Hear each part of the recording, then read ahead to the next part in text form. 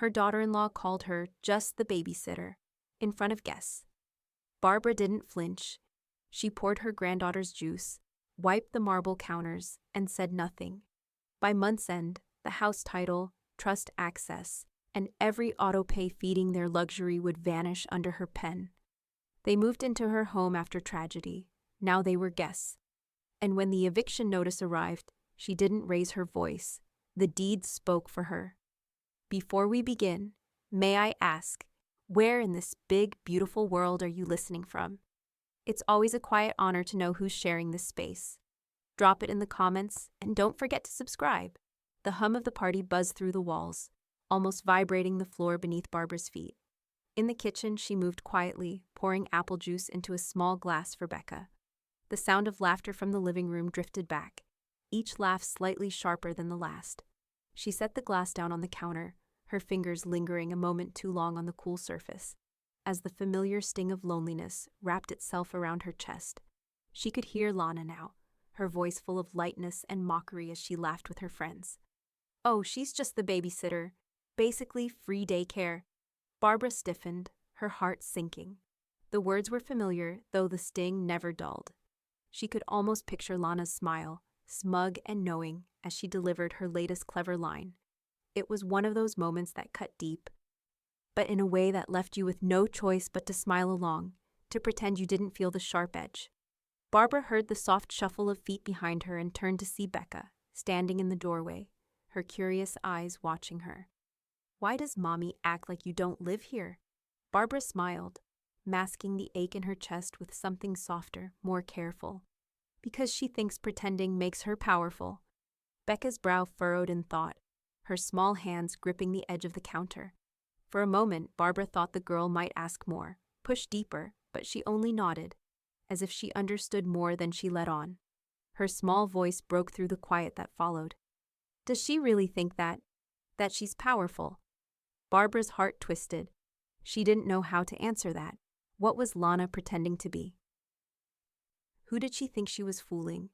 Was it just the glamour of the life she'd built? Or was it something deeper, something that Barbara didn't know how to reach? She does, Barbara said finally, but power is a funny thing. It's not really about pretending. It's about knowing who you are, and she's still figuring that out. Becca seemed to take that in, nodding again before turning her attention to the glass of apple juice. She picked it up, her small, chubby fingers barely able to grasp it properly, and took a sip, letting the moment settle between them. In the living room, the party continued, but it sounded distant, like another world entirely. Barbara took a deep breath, trying to calm the knot that had settled in her chest. She leaned back against the counter and let her gaze drift to the polished, expensive kitchen around her. Every inch of it was sleek and immaculate, but none of it felt like home. None of it felt like something that could ever belong to her. Lana and Jordan were somewhere beyond the glass walls, entertaining their guests, smiling like everything was perfect. Their home, their life, it looked so beautiful from the outside. But Barbara knew, she knew the cracks, the little things that didn't quite match up. The way Lana dismissed her like a piece of furniture that could be easily moved out of sight. The way Jordan always seemed to be looking for something more, like he wasn't quite sure how to hold it all together. The laughter outside grew louder, and Barbara's stomach turned. Becca's small voice, so innocent, felt like an anchor keeping her grounded, but even that wasn't enough to fight back the tide of uncertainty and anger building within her. She grabbed a dish towel and wiped down the counter, the familiar motion a poor substitute for something she couldn't quite name. The words from the hallway replayed in her mind, like a broken record. Basically free daycare. It stung, not because they weren't true, but because they cut deeper than Lana ever meant. It was the way Lana saw her, not just as the help, but as someone who didn't really matter, someone who could be dismissed so easily, so casually. Mommy doesn't understand you, does she? Becca's voice brought Barbara back, and she turned to find the girl looking up at her, her expression serious, like she had suddenly become an adult in a child's body. No, Barbara said softly, a sigh slipping out before she could stop it. She doesn't, not yet, but maybe one day. Becca smiled faintly, her innocent optimism clashing with the heaviness Barbara felt. It was the kind of smile that made her think, maybe, just maybe, Everything would be all right. But deep down, Barbara wasn't so sure. The party continued on the other side of the wall, but now it felt like something she couldn't reach, something that didn't belong to her. And as she stood there, watching Becca sip her juice with a kind of quiet acceptance, Barbara realized that the world she was in, this world of parties and pretense, was shrinking, getting smaller and smaller, until it didn't seem to fit her at all. And she didn't know if she wanted to fit anymore. Barbara sat at the edge of her bed, the quiet hum of the house around her feeling more like a distant echo than something alive.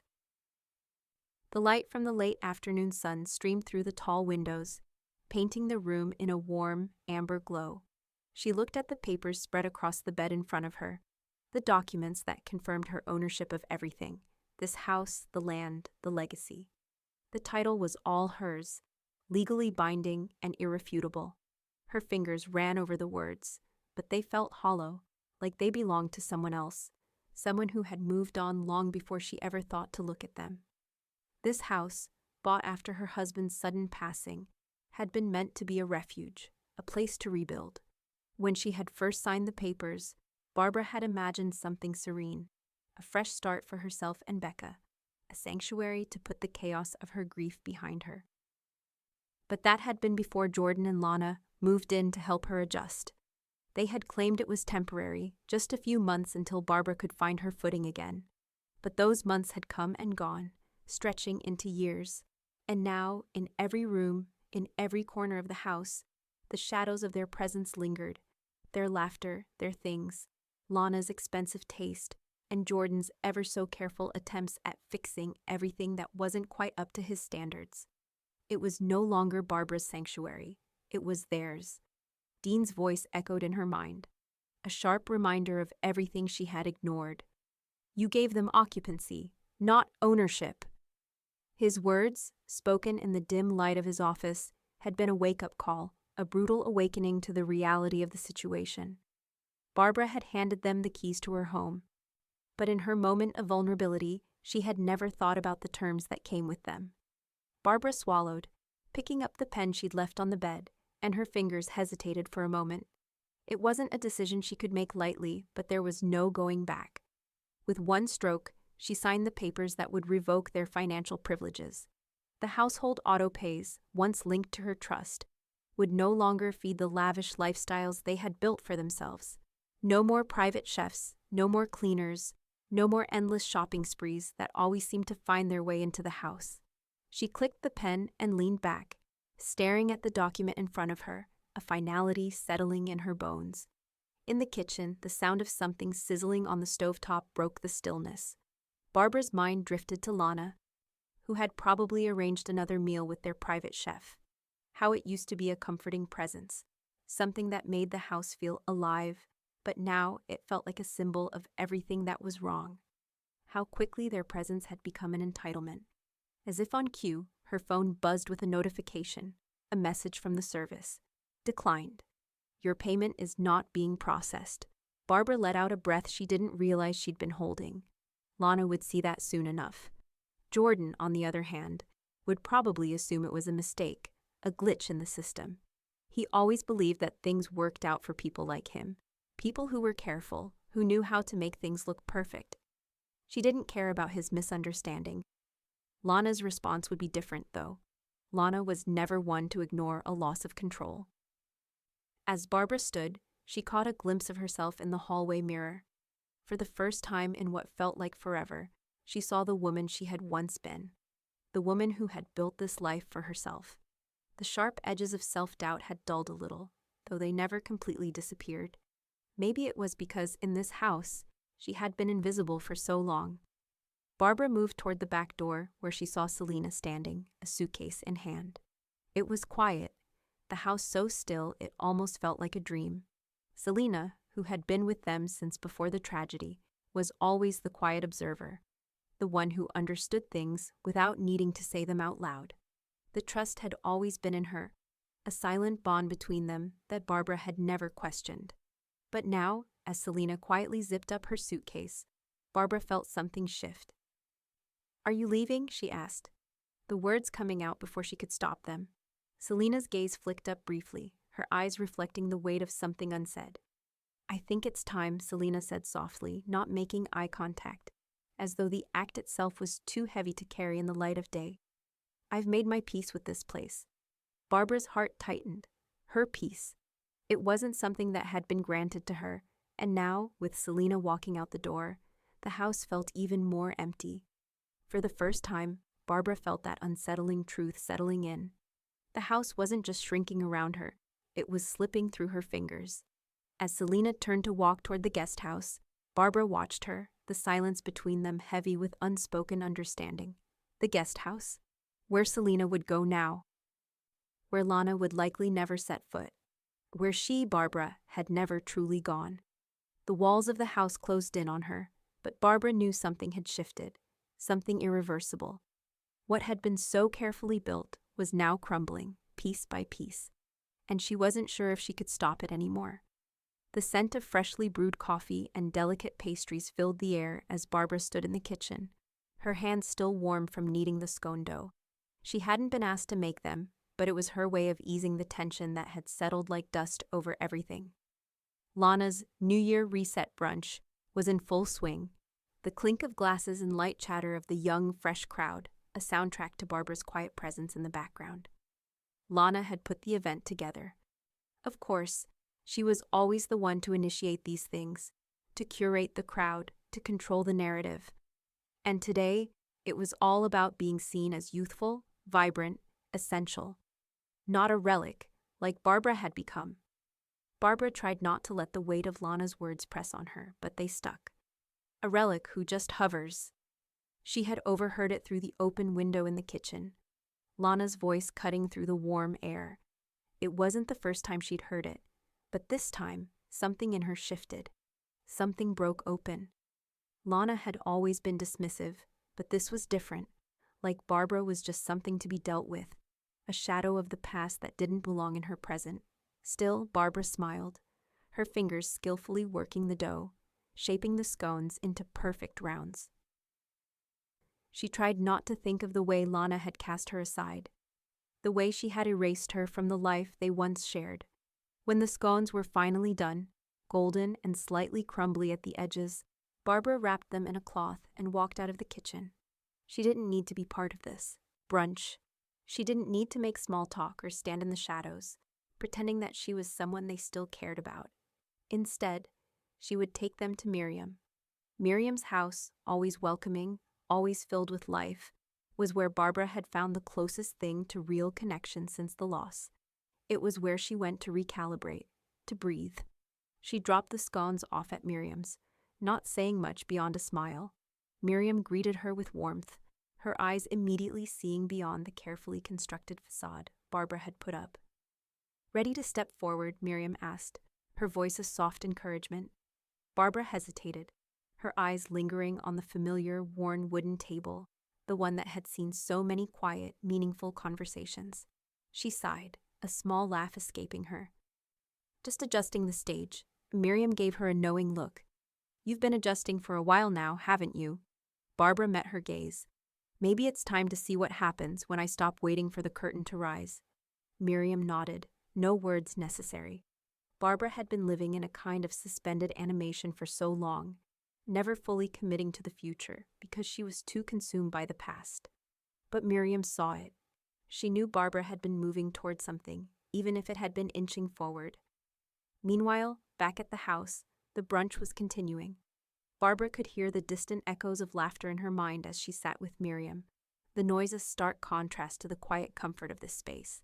She tried not to imagine Lana's guests lounging on the plush furniture, drinking mimosas, talking about who wore what, and who was the hottest new name on the social scene. It was all a game, and she wasn't playing anymore. Not really. But there were others who still played, and Barbara wasn't blind to the shifting tides. Dean had called her earlier, his tone unusually formal. "The lease termination notice is being prepped. It will be served soon," he had said. Barbara had only nodded, her heart sinking at the finality of the words. They were moving ahead with it. Her house, the one that had once felt like a sanctuary, was becoming a battleground. Dean's role had always been to manage the legalities of things, but today, his words carried a weight that settled deep in her chest. The notice was coming. Lana and Jordan would have no choice but to leave. Or at least that's what Barbara had told herself. But Selena was already preparing for her own exit. She had been so quiet about it, so measured in the way she'd gone about it. Barbara had noticed the small signs, the suitcase she kept packing in secret, the silent glances exchanged between her and Dean. Selena knew the truth before anyone else, and she had made her peace with it. Barbara had thought in some way that maybe Selena would stay, that she would be the last thread holding things together, but even Selena had found her own way out. She wasn't waiting for Barbara to catch up anymore. The soft click of a door closing pulled Barbara from her thoughts. Selena, her expression unreadable, stood in the doorway for a long moment before walking away, heading toward the guest house. Barbara watched her go, the weight of everything settling heavily in her chest. She wasn't just losing her home, she was losing the people who had once been her closest allies. The quiet returned to Barbara, but it wasn't peaceful. It was suffocating. She stood, eyes flicking back to Miriam's knowing smile, her warmth still lingering in the space. Maybe it wasn't just about waiting for the next thing to happen. Maybe it was about making it happen, about finding her own way forward. Barbara wasn't ready yet, not fully, but she would be soon. And when the notice came, when everything came crashing down, it wouldn't be the end. Not for her. Not this time. Barbara had always prided herself on handling the little things, the bills, the payments, the responsibilities that came with keeping things running smoothly. But the preschool's phone call had caught her off guard. A stark reminder that not all the threads of her life were as neatly woven as she liked to think. The woman on the other end had been polite but firm. "Ma'am, the payment for Becca's tuition hasn't been processed. We've flagged the account." Barbara felt a dull heat rise in her chest, the kind that came with embarrassment, but also a strange sense of finality. She hadn't missed a payment, at least not that she knew of. Becca's schooling had been one of the few things Barbara had never taken for granted, something she had made sure was always handled. But something was slipping. It was all slipping. "Tell them they'll need to arrange a new plan," Barbara said calmly, her voice steady, even though she could feel the weight of it pressing down on her. It wasn't an answer they'd wanted, and it wasn't an answer Barbara had wanted to give. But she had no choice. She hung up the phone, setting it down slowly, the soft click of the receiver ringing out like a bell tolling in her mind. For the first time in a long while, Barbara felt the crumbling edges of control slipping further away. She wasn't the one who had missed the payment. It was Lana, or maybe it was Jordan. Either way, it didn't matter. The responsibility, the cost of maintaining their lifestyle, had fallen to her. Not that she had ever asked for it. The door slammed open, and Lana stormed in, her face flushed with a mixture of anger and something darker, more desperate. She didn't even acknowledge Barbara at first. Her eyes were fixed on the papers, the ones scattered on the counter. "Why is my name not on anything?" Lana demanded, her voice sharp. She wasn't asking for an explanation. She was demanding a justification. Her words cut through the air with an intensity that made Barbara's skin prickle. Barbara, ever the calm one, didn't flinch. She simply turned, her back straight, her eyes steady. "Because you didn't arrange anything, and I'm not going to bail you out this time." Lana's eyes flashed, her lips curling into a sneer. "I told you, I don't deal with these things. You know I don't handle the finances. You should have told me before you let things go this far." Barbara bit her lip, holding back the words that threatened to spill out. "You should have stepped up. You should have been part of this." But instead, she said nothing, her silence cutting deeper than any accusation could. "Fine," Lana muttered, her voice low and angry now as she stormed toward the door. "I'll deal with it myself." But Barbara knew, without a doubt, that she wouldn't. She hadn't dealt with anything in ages. Barbara stood there, feeling the suffocating weight of it all. She wasn't just dealing with a missed payment. She was dealing with the unraveling of the life she had tried so desperately to hold together. Jordan's voice drifted from the hallway, tinged with confusion and defensiveness. "What's going on now? What's all this about?"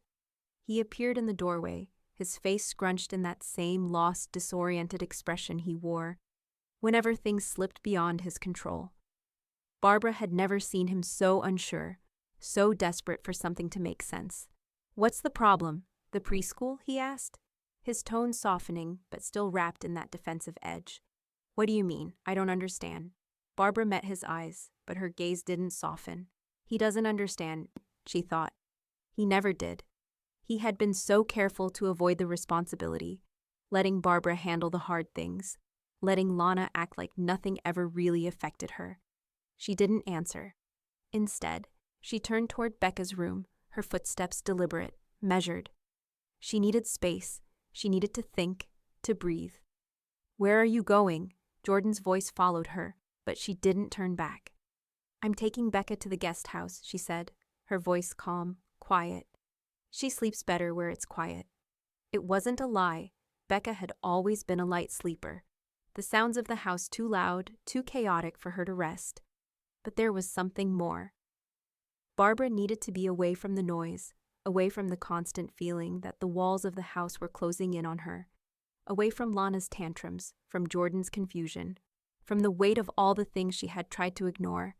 The guest house was the only place that felt like it was still hers, the only place where she could be alone without the weight of other people's expectations pressing down on her. She walked into Becca's room, where the little girl was sitting on her bed, drawing quietly. Barbara sat beside her, brushing a strand of hair behind her ear. Ready for a sleepover? Barbara asked, her voice light, though there was a tremor beneath it. Becca looked up at her with wide eyes, her face lighting up with that innocent joy that made everything feel a little easier, even if it was just for a moment. Yay, Becca squealed, her small hands clapping in excitement. Barbara smiled, a fleeting, bittersweet expression. It was the last piece of normalcy she had left. But as she gathered Becca's things and led her to the guest house, she couldn't help but wonder how long this quiet would last. How long could she keep everything from falling apart? The question lingered in the stillness of the night, unanswered, and Barbara knew, deep down, that things were about to change in ways she couldn't yet understand. The envelope had arrived like any other official letter, cold, unassuming, and heavy with finality. Barbara held it in her hands, her fingers brushing the edges of the paper as she carefully tore it open. The crisp crack of the seal was the only sound in the quiet room, and as she unfolded the letter, her gaze scanned the lines of text. The words were clear, direct, and almost absurd in their simplicity. This is to notify you that the lease agreement for your residence has been revoked. Effective immediately. Her breath caught, but she remained still, her mind racing. The legalities of it were beyond her. She had trusted Dean to handle the paperwork, to ensure that everything went smoothly. But now the truth was staring her in the face, undeniable. The decision was official. The notice was irrevocable. It was over. She stood there for a long moment, the weight of the paper heavier than anything she had ever carried. But as much as she wanted to scream or fall apart, she knew better. She was done with being the one who picked up the pieces. The door to the kitchen swung open with a slam. Lana appeared, her face flushed with rage. Her eyes immediately locked onto the letter in Barbara's hands, and her expression twisted in confusion and fury. She had seen the look on Barbara's face before. This was no accident, no mistake. What is this? Lana demanded, her voice rising, high and sharp. What the hell is this, Barbara? Barbara stood her ground, unfazed. It's the lease termination notice, she said flatly. It's final. Lana's eyes went wide with disbelief, and then, as if the weight of the reality finally hit her, she let out a scream of frustration that made Barbara flinch. The sound was jagged and full of venom. You can't do this. You don't get to just throw us out. Lana's voice cracked as she lunged for the paper in Barbara's hands, but Barbara stepped back, holding it just out of reach. This is business, Lana, Barbara said, her tone calm but firm. It's not emotional, it's procedural. Lana's face twisted, her fury turning to a kind of disbelief. She took a step back, as if the words didn't make sense. Procedural? She spat. You're talking about throwing me out like I'm just some stranger? I'm not throwing anyone out. I'm just following through with the process. You were given the chance to make it right, Barbara said, her voice unwavering. But you didn't, and now this is the consequence. Jordan appeared in the doorway, his face creased with confusion. What's going on? He glanced from Barbara to Lana, and his gaze hardened, realizing what was happening. Why are you doing this? Jordan's voice was desperate. His eyes flicking to the termination notice, he stepped forward, trying to take control of the situation, trying to play the role of peacemaker. Barbara's gaze softened, but only briefly. Because it's what needs to happen, she said quietly. You're both here because I allowed it, but this, she held up the notice. This is the end of it. Lana shot a furious look at Jordan, as if this were his fault somehow. You never told me this could happen. You never said this was possible. Jordan was caught in the middle, his face twisted in helplessness. I didn't know, he muttered, his voice cracking. I swear to God, I didn't know it was like this. He rubbed his hands through his hair, the frustration mounting in his voice. Barbara, what do you want me to do? This wasn't part of the plan. Barbara exhaled slowly. Plans change, Jordan, she said, each word landing with weight. You should have known that by now. The room went quiet. Lana's angry breath was the only sound, the reality settling between them all. And then, as if the moment had cracked open something deep inside her, Lana's face crumpled, her defiance fading into something else, something that looked too much like vulnerability. What am I supposed to do now? She whispered, her voice shaking. Barbara felt her stomach tighten, but she didn't soften. Not this time. You'll figure it out. Before the conversation could sink further into chaos, there was a knock at the door. Miriam stood in the threshold, holding a file in her hands. She had arrived with a calm presence, a quiet authority that none of them could deny. I heard, Miriam said, her eyes flicking over to Lana, who was still visibly shaken. I thought it might be helpful to talk about options for Becca's schooling. Lana looked up, her expression a mixture of surprise and anger. What do you mean? Miriam stepped forward, her voice steady. You've been given an option to make arrangements for Becca's schooling, under the terms of an independent guardian plan. This would allow you to continue paying tuition without further complications. Lana's face fell. Independent guardian. She repeated the term, her voice suddenly cold. There was a moment of silence, the realization that she no longer had control settling in. Lana looked away, her fingers curling into fists. I don't need your charity, Miriam, she said, but there was no bite in her words. Miriam didn't respond. Instead, she left the papers on the counter, offering them silently to Barbara, who simply nodded. Think about it, Lana, Miriam said softly. It's your choice. Lana didn't respond, her gaze fixed on the floor, and Miriam turned and walked out of the room, leaving an uncomfortable silence in her wake. Barbara's eyes flicked toward the guest house, where Selena was waiting. She had expected this, had known that it was only a matter of time before Selena took her leave. But when Selena came into view, the resignation in her hand was unmistakable. I was never your employee, Selena said, her voice quiet but firm. She handed Barbara the letter of resignation, the final piece falling into place. Barbara stared at the letter, at the words on the page that sealed the end of another chapter. It was over, all of it. She folded the letter carefully, her hands steady despite the storm raging inside her. She looked up, meeting Selena's gaze. It's time, isn't it? She asked, her voice barely a whisper. Selena nodded, her expression unreadable. And with that, Barbara knew that the moment had arrived.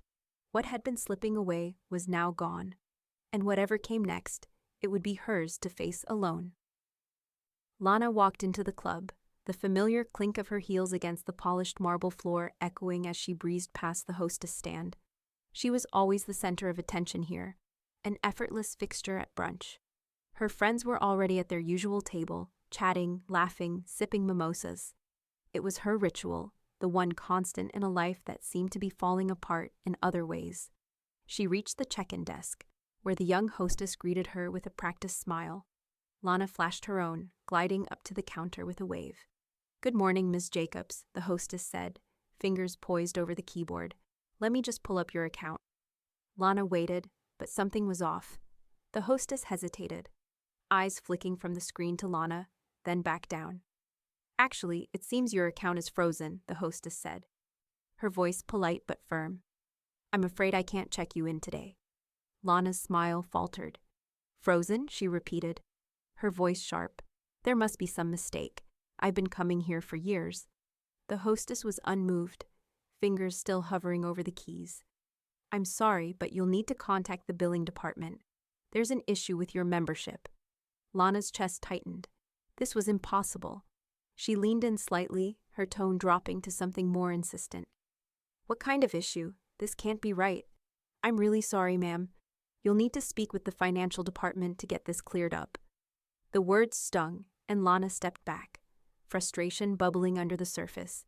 But as she turned to leave, she saw her friends sitting at the table, watching the exchange.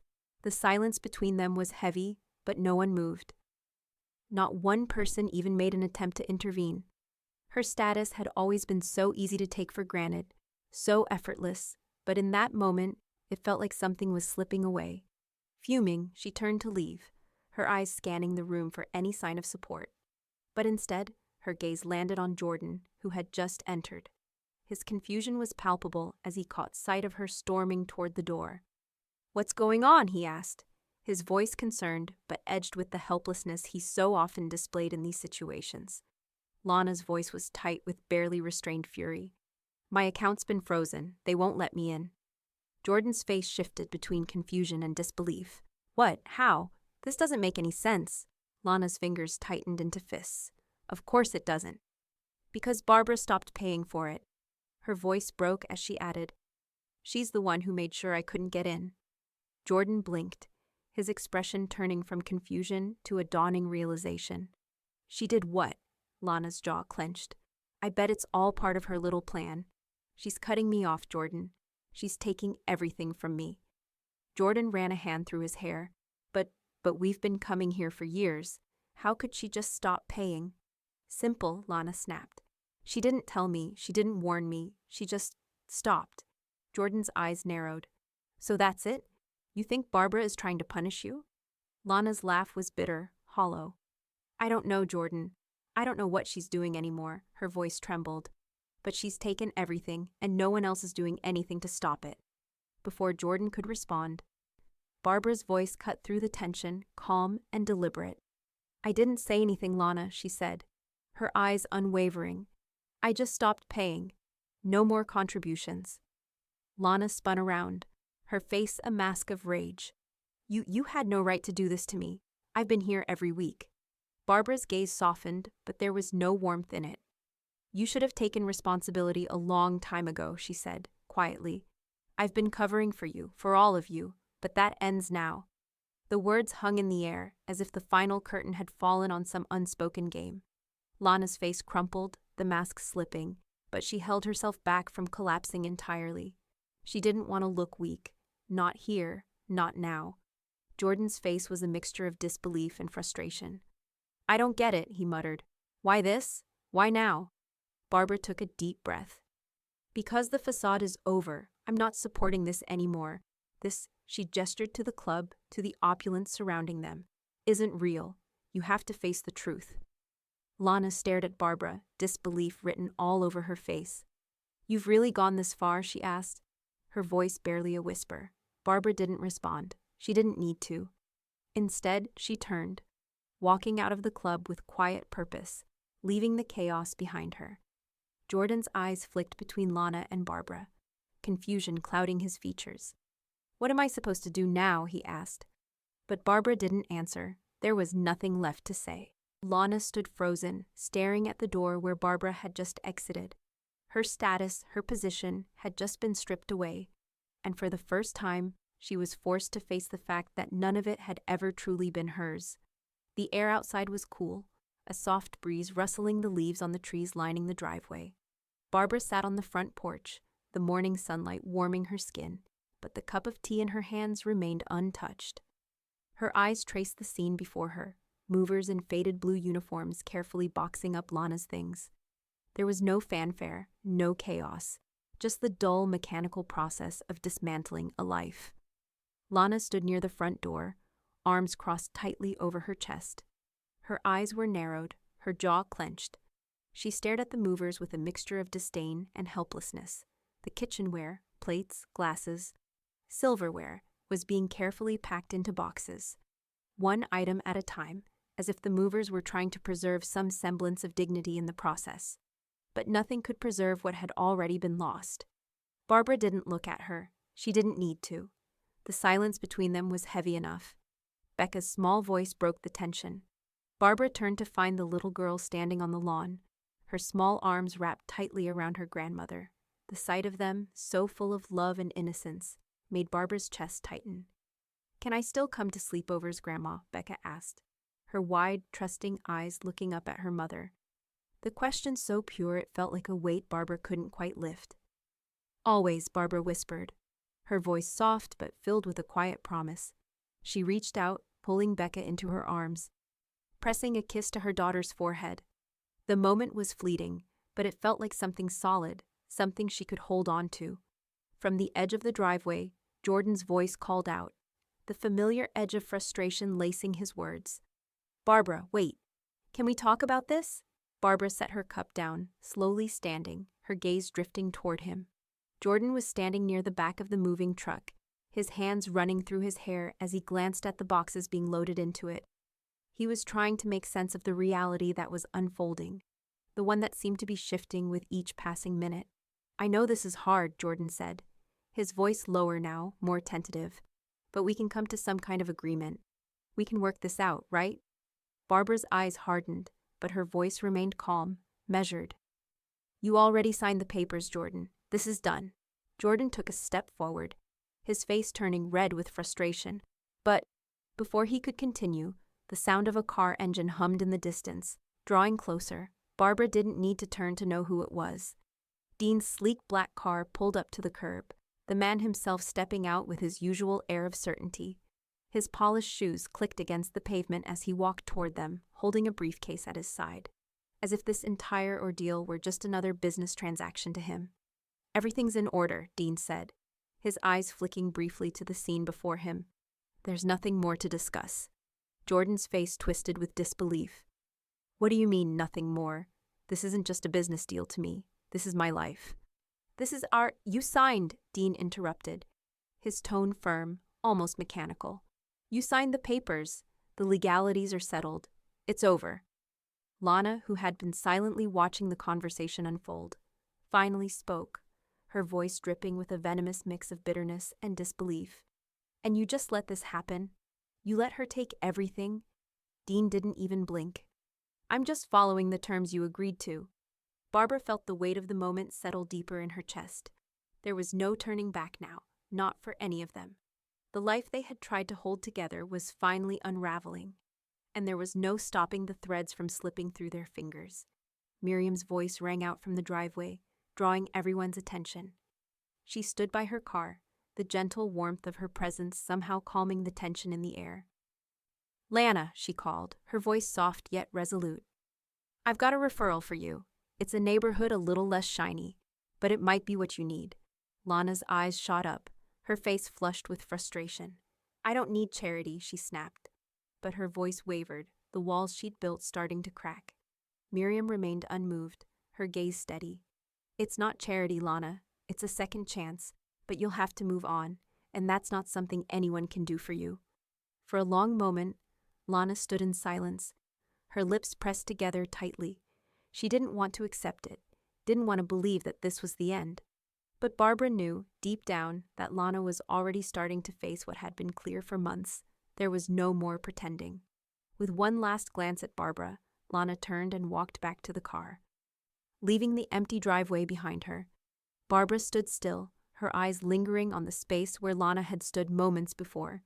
The world had shifted, and nothing was the same. But as the movers finished their work, and as Becca held tightly to her, Barbara felt a flicker of something she hadn't in a long time. Hope. It wasn't about the house or the things they'd left behind. It was about moving forward and knowing that, for the first time, Barbara was in control of her own life. The phone buzzed on the kitchen counter, the screen lighting up with a familiar name, Jordan's name. The message popped up, the words blurring into one long, apologetic sentence full of excuses. "I'm sorry for everything. I should have understood, been more present. You don't deserve this. Please, let's talk. Let me make it right." Barbara read it once, twice, her eyes tracing the familiar cadence of his words. She could almost hear his voice, desperate and worn down, full of regret. Her fingers hovered over the screen. She felt the pull to respond, to let him back in. to give him the opportunity to fix what had broken. But then, slowly, she pressed the delete button. The message vanished as if it had never been sent. No reply. No more words to say. Barbara leaned back in her chair, a soft exhale leaving her lips. She hadn't expected an apology. She hadn't expected anything from Jordan anymore. What she felt now was a strange, quiet relief, a finality that settled in her chest, calm and unavoidable. Her thoughts drifted, and the silence of the house surrounded her. The furniture had been moved. The pictures had been taken down. Becca had gone off with her grandmother for the day, leaving Barbara alone with her thoughts. The doorbell rang, snapping her out of the quiet reverie. She stood, her feet dragging slightly as she went to answer. Miriam was there, holding a small basket with freshly baked scones, a warm smile on her face. "I thought you could use these," she said, her voice carrying that quiet understanding Barbara had come to rely on. Barbara smiled faintly, stepping aside to let Miriam in. "Thanks," she said softly. Miriam glanced around the empty kitchen before settling herself down at the table. "You've been quiet," she remarked, a hint of concern in her eyes. "I've got something for you, actually." She placed a letter on the table, the envelope crisp and formal. Barbara's brow furrowed as she took it.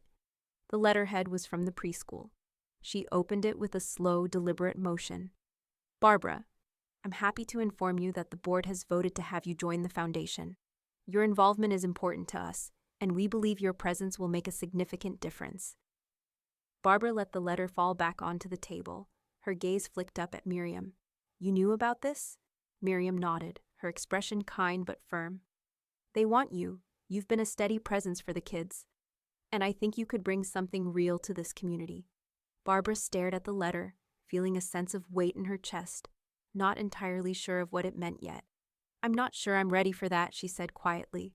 Miriam's smile didn't falter. "It's not about being ready, Barbara. It's about doing something that matters. The foundation could use someone like you." She paused, eyes softening. "And maybe you could use it too." The words lingered in the air as Barbara processed them. There was no immediate answer, no quick decision, but a part of her knew she was already moving forward, even if she hadn't entirely realized it. As they parted ways, Miriam left with a promise of future meetings. Later, Barbara stood alone, gazing at the preschool donor wall where her name and picture would quietly join the others. She hadn't signed up for this, hadn't been looking for recognition. But as the sun dipped low, casting long shadows across the house, Barbara couldn't ignore the feeling creeping over her. A door closing and another one opening. And for the first time in a long while, she didn't mind stepping through it. The community center was packed, the buzz of conversation giving way to quiet anticipation. The theme of the evening was silent strength, and it had attracted more attention than Barbara had expected. She sat in the front row, the weight of the moment pressing down on her shoulders, the room full of eyes she could feel even without seeing them. She had agreed to speak, just a few words. She hadn't been prepared for this kind of attention, but here she was, her presence unmistakable. The room quieted as she stood, her hands gripping the podium just slightly too tight.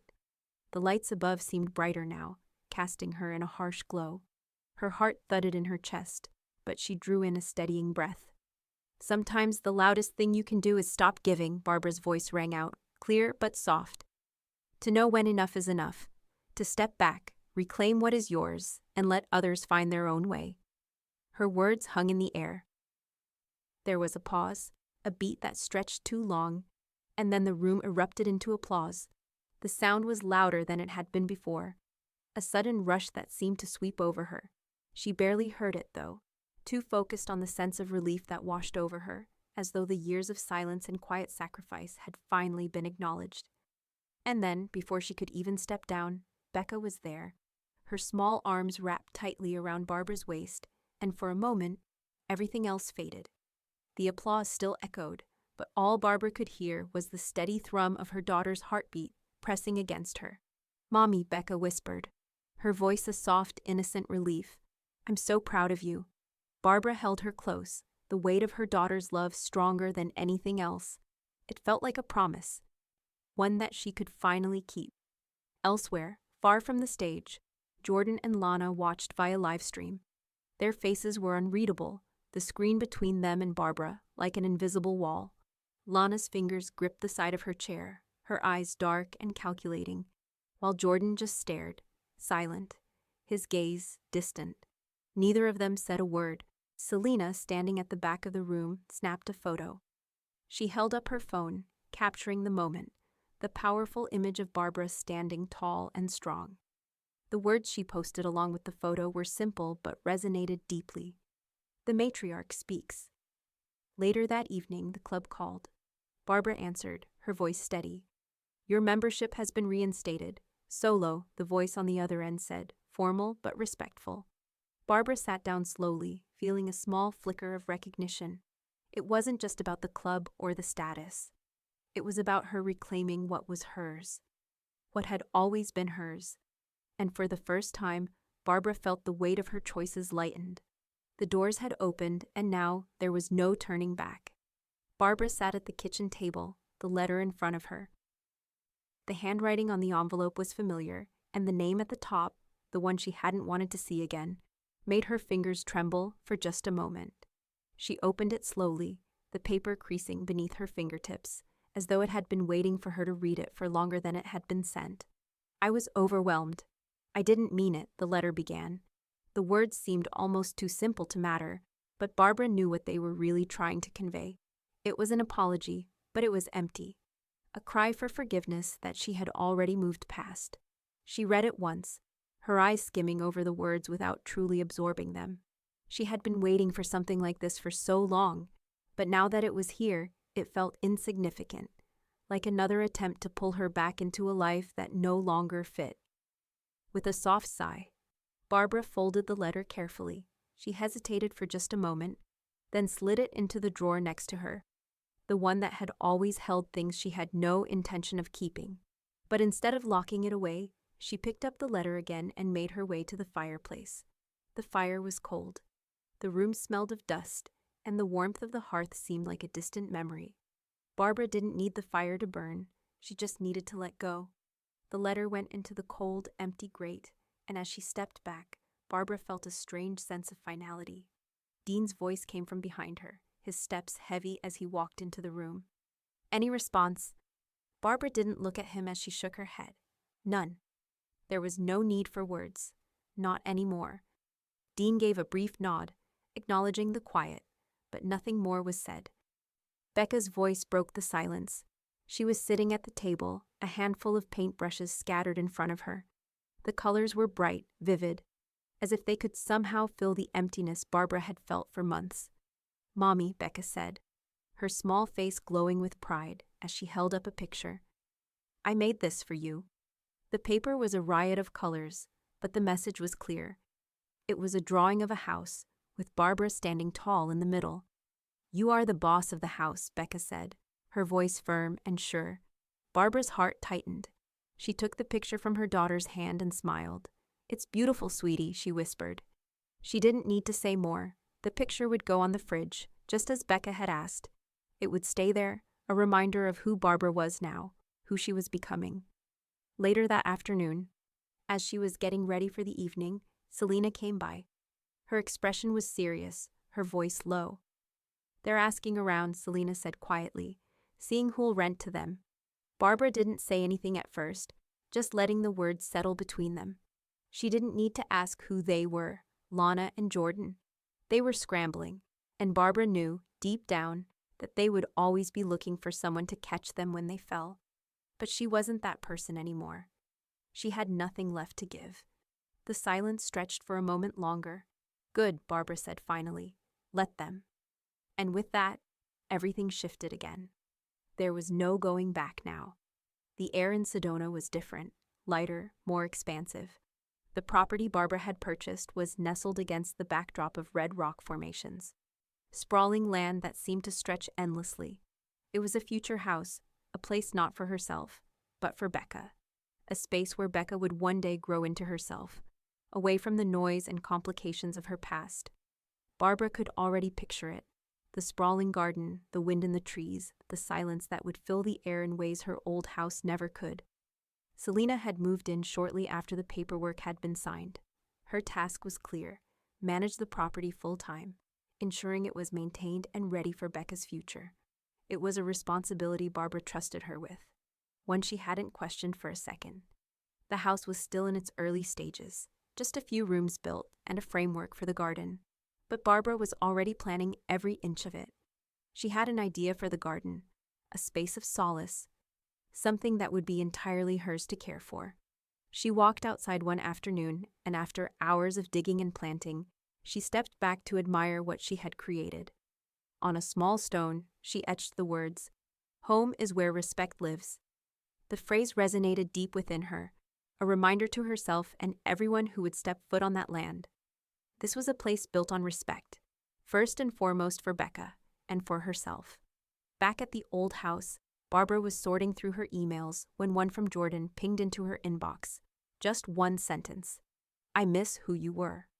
For a long moment, she stared at the words. They hung in the air like a shadow, almost impossible to ignore. It was a feeling she had thought she had moved past, but something about his words tugged at her. She let the silence stretch between her and the screen, fingers hovering over the keyboard. Slowly, Barbara typed her reply. "She's still here. You just stopped deserving her." The click of the send button felt like a release. It was a finality that carried weight, not bitterness, but a quiet strength. Jordan had missed something, and now he would never get it back. Later that week, the preschool held its Founders' Tea, an event to honor the people who had been integral in shaping the school's mission. Barbara was asked to sit at the center of the room, a position she hadn't expected but had earned nonetheless. The guests filed in, their chatter low and respectful, and Barbara sat with an air of calm authority. The room shifted as people took their places, each seat a reminder of the trust they had in her. As the event unfolded, Barbara's gaze drifted to the back of the room where she could almost imagine Lana and Jordan sitting if they'd been invited. But they weren't. This was her space now, her place of respect, where the boundaries had been drawn clearly and no one could cross them without permission. The tea was served, and Barbara took her cup, feeling the warmth seep into her hands, the rich scent of the tea filling her lungs. The moment felt full, brimming with the kind of quiet satisfaction she hadn't realized she'd been waiting for. As she looked around at the faces surrounding her, she felt a subtle smile tug at her lips. This was her future now. And no one would ever be able to erase it. The ballroom gleamed with polished floors, soft candlelight, and the kind of elegance that could only come from years of meticulous planning. Barbara stood near the entrance, her hand gently resting on the back of Becca's, watching the room fill with guests. The event was for the preschool's annual fundraising gala, and though Barbara hadn't written the guest list herself, her name was woven into every invitation sent. She had helped shape this community, and she had earned the right to be here. The event coordinator approached her with a polite smile, clipboard in hand. "Only donors and board-approved names," she said, voice low, as if she needed to remind Barbara that this wasn't an event for just anyone. It was carefully curated. Barbara nodded, not a flicker of surprise crossing her face. "I understand," she replied simply, feeling the weight of the evening settle on her shoulders. She had earned the place she stood now. This was her space, her world, and no one, not even Lana, could intrude without her approval. Across the room, Lana had arrived, no surprise there, but Barbara could see her hesitate, then turn and walk away without incident. The slight, barely noticeable motion didn't escape Barbara's eye. She didn't flinch. Lana wasn't welcome here anymore, not in the way she used to be, and Barbara knew that Lana knew it too. Becca, blissfully unaware of the subtle tension in the air, tugged at Barbara's hand. She was so full of energy, her eyes sparkling as she bounced around, eager to be part of everything. "Mommy, can I have some juice?" Becca asked, her voice high and innocent. Barbara smiled and nodded, bending down to place a gentle kiss on her daughter's forehead. "Of course, sweetie," she said, guiding Becca toward the refreshments. In that moment, Barbara could feel the weight of her daughter's presence more than anything else. Becca was her grounding, her reason, the one thing that always made sense. As they moved through the crowd, Miriam, standing at the head of the room, raised her glass. The chatter around her quieted as everyone turned to listen, her voice a quiet but commanding presence. To the women who fix things, Miriam began, her tone warm, yet full of conviction, and to the women who build so nothing breaks again. Her words seemed to echo across the room, as though everyone could feel the strength in them. Barbara's heart swelled slightly, a mix of pride and recognition filling her chest. She didn't just fix things anymore, she built. And she had built something strong enough to withstand everything that had come before. Her eyes met Miriam's across the room, and Miriam offered a subtle, approving smile. From the back of the room, Selena lifted her camera, snapping a quiet photo of the moment. The flash was almost imperceptible, a perfect shot. Selena caught it with the kind of quiet efficiency she always displayed. When the photo was taken, Selena's gaze moved to her phone. A few moments later, the photo was sent with no words, just the image, a final captured moment of Barbara, standing strong, surrounded by those who knew the value of her quiet resilience. Dean's reply came almost instantly. "Want this archived in your legacy file?" Barbara stared at the message for a moment, the words hanging in the air like an unspoken challenge. She didn't need the validation, didn't need it from him or anyone else. But the fact that he saw her, really saw her, was something she could never escape. She turned back to Becca, who was still holding her hand, her face beaming with excitement. Barbara leaned down, brushing a strand of hair behind her ear, and whispered, "You're my legacy now, sweetie." And as the night stretched on, the applause for Miriam's toast faded into the background. Barbara realized no one could erase her anymore, not Jordan, not Lana, not even the past. This was her future. And it was built on a foundation that couldn't be cracked. The days were quieter now, the kind of quiet that only comes after a storm, when everything has settled into place and the world seems to exhale with relief. Barbara sat in the kitchen one afternoon, the sunlight pouring through the window, casting long, warm streaks across the floor. She had always loved this time of day, the moment when the sun was low enough to bathe everything in a soft glow, but not too harsh to make her eyes squint. It was her time to breathe. Barbara opened her book again, turning the pages slowly, savoring each word as it came. The rhythm of the silence surrounded her, a peaceful hum that she had long forgotten. The noise that used to fill her life, arguments, unanswered texts, the heavy weight of unspoken words, had all faded into the background. Now there was only space for the things that mattered. Becca's laughter, the sound of her garden in bloom, the soft rustling of leaves in the breeze. She paused between chapters and looked out the window. The lemon tree in the corner of the yard was heavy with fruit, its branches reaching for the sun. Barbara had planted it herself, carefully tending to it every day. She rose from her chair, walked outside, and filled a watering can. As the water poured out over the roots, she thought about how long it had taken her to find a routine that felt like hers, one where she wasn't constantly fixing other people's mistakes or tending to the broken parts of a life she hadn't chosen. Selena arrived on the weekends now, often with baskets of freshly baked goods and an easy smile that never seemed to wear out. She and Becca had taken to baking together, their little Saturday ritual. Barbara would often join them, watching from the kitchen as the two of them laughed, flour dusting their cheeks. It was simple, but it was a rhythm that made Barbara feel whole again. In the quiet of their togetherness, Barbara felt something solid take root inside of her, something she had never expected to find. It was a peace that was hard-earned, and every weekend, as the scent of fresh bread filled the house, she understood it a little more. On one of those quiet afternoons, Barbara's phone buzzed. She checked it absently, not expecting much, but there it was, a text from Jordan. "She's different now, she misses you." Barbara felt a small sigh escape her lips. The words didn't sting as much as they once would have. They were hollow, too late. She didn't want to be the person who dragged the past with her anymore. She didn't want to hold on to something that was never hers to keep. She typed a reply, her fingers moving without hesitation. "Tell her I don't do unpaid roles anymore." She let the message sit for a moment, then pressed send.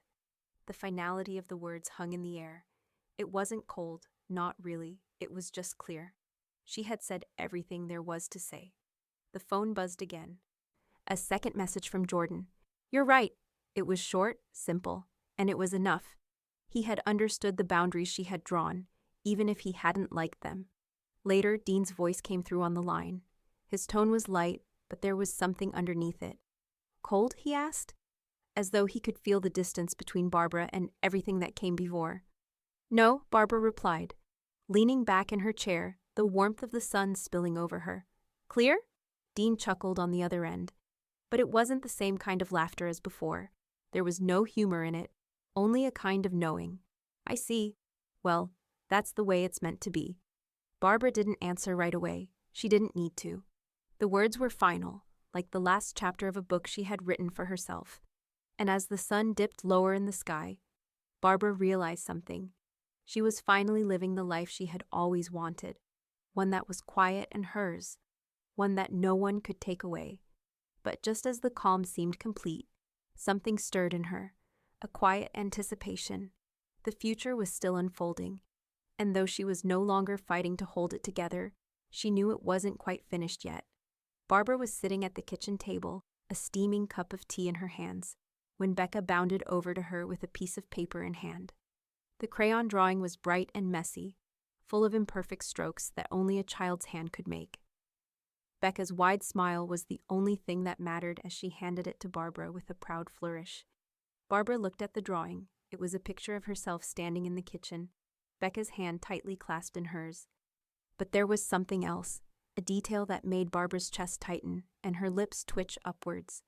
A red crayon was scribbled over her shoulders, forming what looked like a cape, the kind a superhero might wear. The rest of the picture was simple. A few swirls of color, a bright yellow for the sun, some green scribbles for the grass. But the drawing was unmistakable. A caption at the bottom, written in Becca's messy handwriting, read, "She's not the babysitter, she's the boss." Barbara laughed softly, her fingers grazing the paper, a mixture of awe and tenderness in her expression.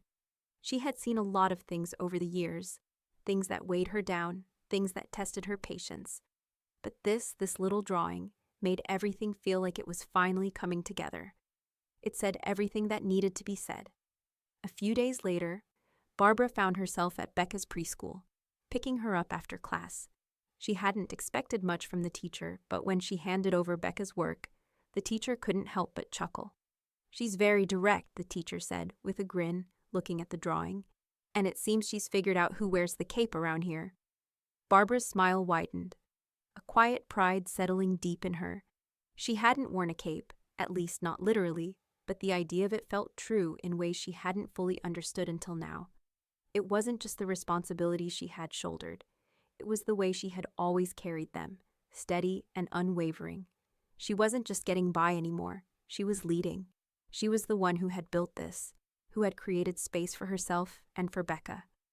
Later that evening, as the soft light of dusk filled the room, Barbara found herself standing in front of her desk, the drawing framed neatly on the wall.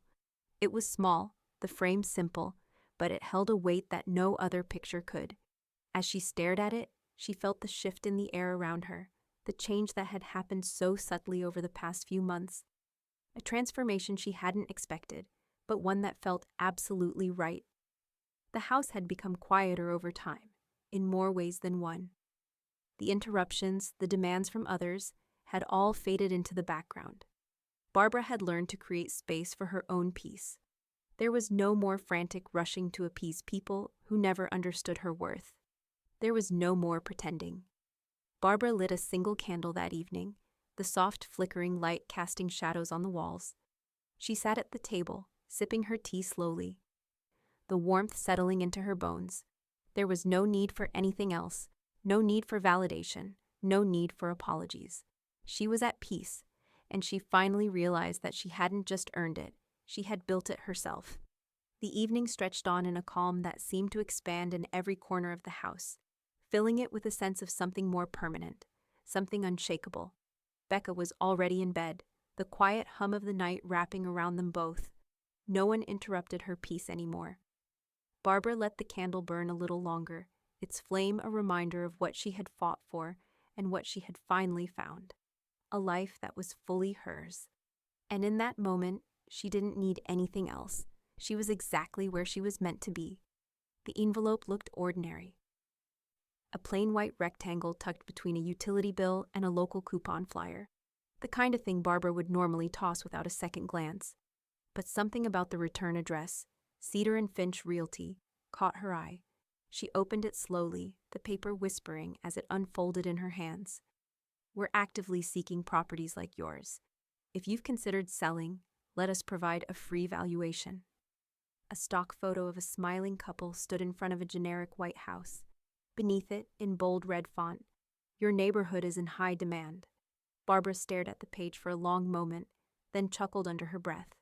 She reached into the drawer beside her and pulled out a red felt pen, thick-tipped and unapologetic. With deliberate slowness, she scrawled across the top in bold, looping letters, "Not for sale." She tucked the flyer back into the envelope, walked out onto the front porch, and dropped it into the recycling bin without breaking stride. Some things you protect, some places you claim. Behind her, Becca leaned against the doorframe, her curls a little messy from her afternoon nap. "Mommy," she asked, rubbing one eye, "will I live here when I'm big?" Barbara turned, her gaze softening as she looked at her daughter. "Only if you remember who earned it first." Becca considered this carefully, then nodded like she understood. Because, in her way, she probably did. The house wasn't just walls and windows. It was a lesson, a fortress built one hard decision at a time. And Barbara had earned every square inch of it. Inside, Selena was resetting the home alarm system. Tapping through the keypad menu with practiced fingers, she turned over her shoulder. What should I update the passphrase to next? Barbara paused for only a second before answering. Legacy, Selena smiled, typing it in. Fitting. The late afternoon sun slid lower over the horizon, casting golden light through the kitchen windows. Barbara walked out onto the front porch, her bare feet silent against the wood. The breeze was gentle, the kind that made the wind chimes sway without sound. The lemon tree's leaves rustled softly, and everything felt still, not empty, but finished. From the porch, she could see the garden marker she'd placed long ago, now partly covered with vines, but still legible. Home is where respect lives. The metal gate at the end of the walkway eased closed with a muted click, a sound that, for years, might have made her flinch, waiting for someone to come through, waiting to be needed or summoned or interrupted. But now it was a final note, a punctuation mark. She stepped back inside, turned off the porch light, and locked the door. She didn't host New Year's parties anymore. The guest list had shifted, and so had the purpose of celebration. But she remembered the last one, the clinking of champagne glasses, the echo of laughter from rooms she no longer entered. Lana's voice, sharp, careless, cutting, drifting from the living room. She's just the babysitter, basically free daycare. Barbara hadn't said a word that night, had poured Becca's apple juice, wiped the counters, and disappeared like furniture. But now there were no parties, no sharp laughter, no whispered dismissals behind her back. There was only peace, purpose, and power. Not loud, not performative, just rooted. She picked up her tea, warm again, and stood at the window. The drawing Becca had made, her in a cape, hand in hand, hung proudly above the desk. Barbara took a breath, full and deep. There was nothing left to defend, no one left to convince. She didn't need the house to prove anything, but she'd kept it anyway. And now, as the day folded into dusk, she let her mind drift back, just once, to the beginning of it all. That first careless remark, delivered with a champagne glass in hand and a crowd of women giggling on cue. At the New Year's party, Barbara thought, my son's wife told her friends I was just the babysitter. She smiled slowly, gaze steady as the last light faded behind the hills. She found out who really ran the house when the sitter fired her.